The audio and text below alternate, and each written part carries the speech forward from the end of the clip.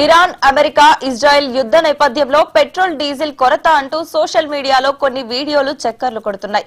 అలాగే మీడియాలో కూడా యుద్ధానికి సంబంధించి ముడి చమురు ధరల పెరుగుదలపై వార్తలు వస్తున్నాయి.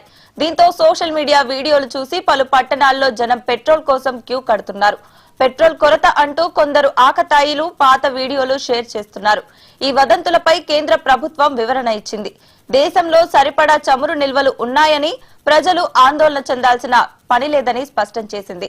ఎవరూ క్యూలో ఉండాల్సిన పని లేదంటూ ఆయిల్ మార్కెటింగ్ కంపెనీలు కూడా ప్రకటన జారీ చేశాయి. యుద్ధం నేపథ్యంలో ప్రత్యామ్నాయ మార్గాల ద్వారా క్రూడ్ సమకూర్చుకుంటున్న ప్రభుత్వం అంటోంది. వదంతులు నమ్మి అసౌకర్యం కల్పించవద్దని కేంద్రం స్పష్టం చేసింది.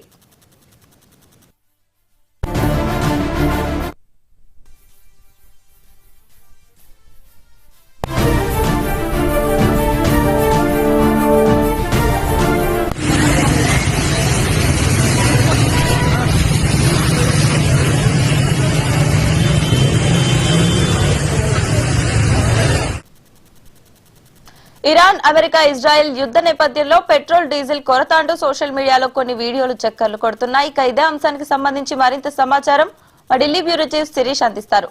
చెప్పండి శిరీష్. దేశంలో మధ్యాసియాలో మధ్యప్రాచ్యంలో జరుగుతున్న యుద్ధం కారణంగా దేశంలో డీజిల్, పెట్రోల్ కొరత అనేది కూడా ఏదైతే వార్తలు వస్తున్నాయో దీన్ని కేంద్ర ప్రభుత్వం తీవ్రంగా ఖండించడం జరిగింది. ఎందుకంటే దేశంలో ఎలాంటి కొరత అనేది కూడా లేదు.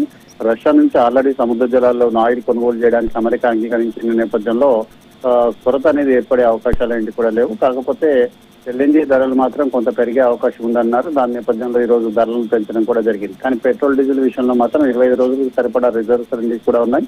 ముఖ్యంగా రష్యా నుంచి రావాల్సిన చమురు అనేది కూడా సకాలంలో దిగుమతి అయ్యే అవకాశం ఉన్నందున ఎట్టి పరిస్థితుల్లో కొరత అనేది కూడా లేదు. భారతదేశం తన వ్యూహాత్మక నిల్వల నుంచి తరచుగా విడుదల చేస్తున్న నేపథ్యంలో కొరత ఏర్పడే అవకాశం కూడా లేదు. అయితే సోషల్ మీడియాలో ప్రజల్ని ఆందోళనకు గురి చేసేందుకు తప్పుదోవ పట్టించేందుకు ఇలాంటి వార్తలేంటి కూడా ప్రచారం చేస్తున్నారన్న విషయాన్ని కూడా కేంద్ర ప్రభుత్వం స్పష్టం చేస్తోంది. సో కేంద్రం ఎప్పటికప్పుడు కూడా ఈ చమురు కంపెనీలు ఏవైతే ఉన్నాయో ఈ కంపెనీలందరితో సమీక్ష జరిపి ఎలాంటి కొరత అనేది కూడా రాకుండా చూడాల్సిందిగా కూడా ఆదేశాలన్నింటి కూడా జారీ చేయడం జరిగింది. ప్రధాని స్వయంగా దీన్ని మానిటరింగ్ చేస్తున్నారు.